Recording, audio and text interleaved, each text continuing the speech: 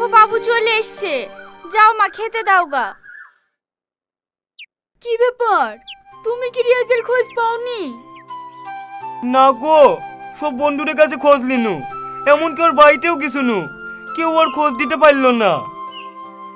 বাবু সত্যি করে বলতো, আজ এক সপ্তাহ ধরে বাড়িতে বসে আছিস, তুই যে কোম্পানিতে কাজ করতি আর যাসনি কেন? ওই কোম্পানি থেকে আমাকে বের করে দিছে মা। বের করে দিছে মানে? ওই কোম্পানির ম্যানেজার শ্রাবণীর আব্বার বন্ধু। শ্রাবণী আব্বা চায় না যে আমরা ভালো থাকি, তাই ম্যানেজারকে বললি আমাকে কাজ থেকে বের করে দিছে। তুমি আমার জন্য আর কত কষ্ট সহ্য করবা?